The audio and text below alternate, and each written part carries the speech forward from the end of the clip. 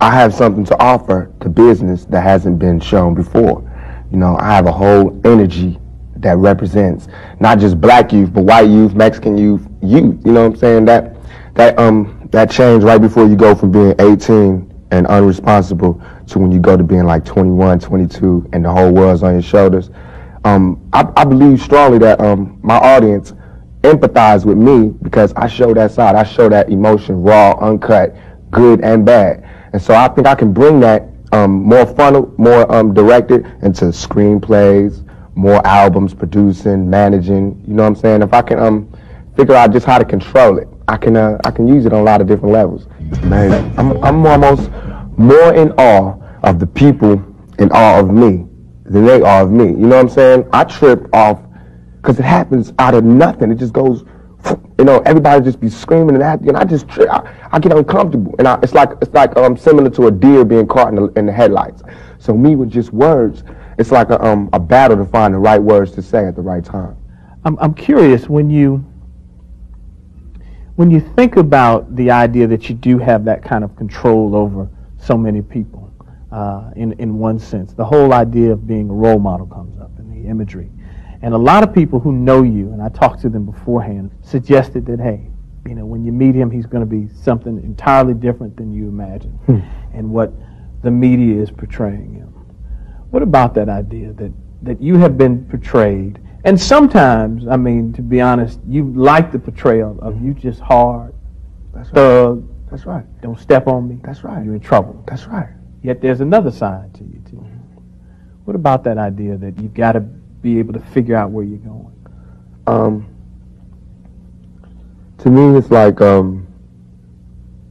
it is my sensitive side that likes to blow up the hard side, because if my image or my reputation can stop a confrontation before it happens, I'm fine. You know what I'm saying? I know how it is day to day. It's a constant man ego check going on in this street, in this world. So part of that is just like, you know, that's my resume. But as far as the media, they look at it as something different. They don't care about my resume. They don't care about me not getting in trouble. It's just another story, you know, and it's a real story. They don't have to pay for it, and they're going to milk it for all it's worth. As far as people, they want me, when they first see me, to humble myself. They want me to be like this and da-da-da, just because they're scared of me. But I don't feel like that's my job, to humble myself, to show you that I'm not a threat. I'm not a threat unless you're a threat to me.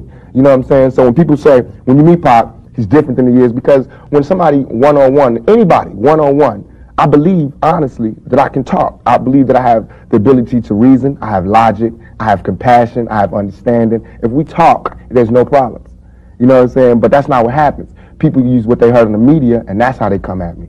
And then, you know, we got to clash. One of the things that you read in the media is that you're angry, that you personify your generation, that you just got some angry folks out there, and you're one of them. I'll put it to you. Are you angry? Are you angry with what you see society is about? Yeah. I'm extremely angry, confused. You know, a lot of the times I sat up in court, I couldn't defend myself. You know what I'm saying? And it wasn't like the things they were saying about me were beyond my comprehension, or the things that I could say weren't going to help my case. But because it's like being exiled, you know, from society, and that's how I feel. And this whole the anger comes from, I'm tired of waiting for my past to get into society. We gotta find pride in ourselves. You know what I'm saying? And once you get the pride, like damn near 2 seconds after the pride comes anger from being held like that for so long, and to be made to go through those changes. You get mad. You know what I'm saying? As soon as any black man receives his first 3 checks, he starts getting mad. Because it's not about the necessity of having to have a job and having to pay and having to do that. You don't care no more about the smiles and the, you know, yes, massa, because you done got paid. You know what I'm saying? And now it's like you want to save money. You want to help other people. And you see how far it is, how far you have to go to help anybody in your neighborhood. It's set up for me when I get paid, for me to exit the ghetto. You know what I'm saying? The only reason I've had these problems is because I haven't left yet. And these problems don't come from a white man. It comes from just society, the problems that we have. Let me put this to you. A lot of people tell me Tupac is, for the most part, a nice guy. This old thug thing, hype. Good for record sales. Helps him identify with the young people who are out there and angry, who would maybe label him a sellout, like they did Hammer, if he didn't have that hard side. What about that? First of all, nobody could call me a sellout. I'm not going for that. I'm not even in that. I'm not looking for approval from the black community, because we don't give approval. You know, we don't really do nothing but exist. So it's not like black people could tell me you a sellout or you true blue. You know what I'm saying? It's not that. I'm not even caught up in that. But I can see that, you know what I'm saying, the one thing we do have in common as black people is we share that poverty. So the thug side is more closer to the poverty than me being rich. You know, how can I come to any community center, you know what I'm saying, sporting a Rolex Presidential, all these diamonds, and be like, look, we, you know what I'm saying, gotta. But now when I say we, they know what I mean. I'm not saying like I live in this neighborhood and but I'm a thug, and they thugs. They can relate to it. I don't even have to say that. You know what I'm saying? When I come, I don't have to say I'm real. They already know that. You know what I'm saying? From me being me, from not pushing the thugness, but I know from the business that everybody in this business is always whispering in your ear about what you can't say, what you can't do, what you can't wear in this world and in this world. It's two worlds, a white world and a black world. All I did was stand in the middle, you know what I'm saying, and say I'm living in both worlds. I can go to the streets and survive, and I can go out here and do my business out here. I'm play devil's advocate again. All right. Critics say, yeah, but you're being pimped. You're being pimped by the record executives who will allow you to do your thug life because it portrays a certain black. I mean, you've heard it, that if you were just a singer, you wouldn't have the same record contracts you have. Right. But because you portray the thug life, the gangster rap, they've allowed you to make that money. They've allowed you to push and make your platinum. I beg to differ. You know what I'm saying? I'm getting pimped. That's true.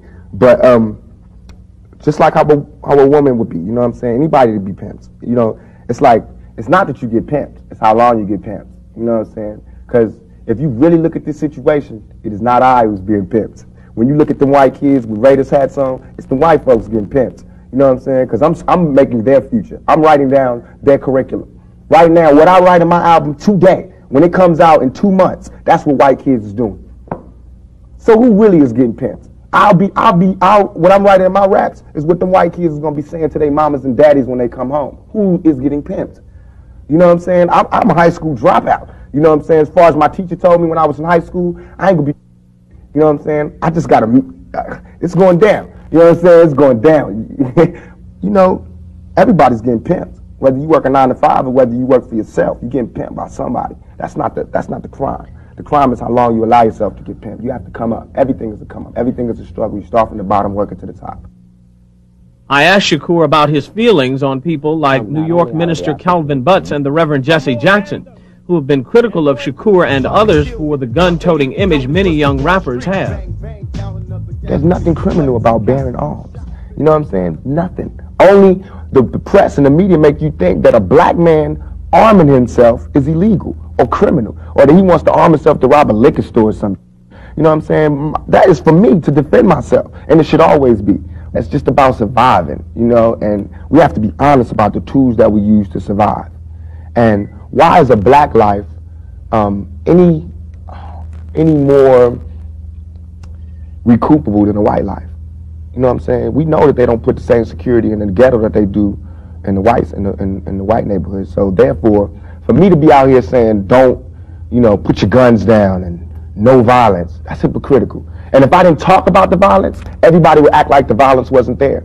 We as rappers bought that violence. We bought the violence that we seen on the street. We put in our records for years. And after 3-4 years, people finally starting to see it because of all the statistics that's going on in the streets. If we stopped talking about it, then they wouldn't take statistics. And when they stop taking statistics, then we'd be killing each other in the street, and these white people wouldn't care no more. Only reason they care is because, you know, there's been some strays, and we just slipped over in the white neighborhoods, and there's kids in Iowa that want to be like us. You know what I'm saying? There's kids in Indiana that's trying to be like us, because they can relate too. You know what I'm saying? You even admitted, I don't live in that neighborhood anymore. There's no real reason for you to carry a 9mm. Don't believe that. Why? In 2 years, I've had a gun pulled on me by my limo driver, by police, by everybody. You know what I'm saying? And I better be. You know what I'm saying? I've been attacked. You don't read the papers about these skinheads trying to blow up black churches. Why? They see me as the enemy just like y'all do. You know what I'm saying? They can come to my house and sit outside my house just like anybody else can. a skinhead. And once my life is gone, it's gone. Can't nobody give it back to me. Not the judge, not the president, not the governor, not Calvin Butts, not Jesse Jackson. They can't do nothing but come to my funeral and talk pretty about how black people suffer. You understand? And as far as Jesse Jackson, my first acting job was at the Apollo Theater when Jesse Jackson was running for president in 1984. It hurts me for him to say anything negative about any rapper because we supported him. He should support us. You know what I'm saying? As far as his image, you know what I'm saying? What was he doing? You know, he should be the last person talking about gun violence when he sat right there while Martin Luther King caught one in the neck. You know what I'm saying? Things ain't really changed that much. I swear to God, nothing I ever say is meant to be something where innocent people get hurt. Nothing I ever say is meant to be like a end all, let's go do it right now. Nothing. Everything I ever say, and if any, this is so we can set it clear, anything I ever say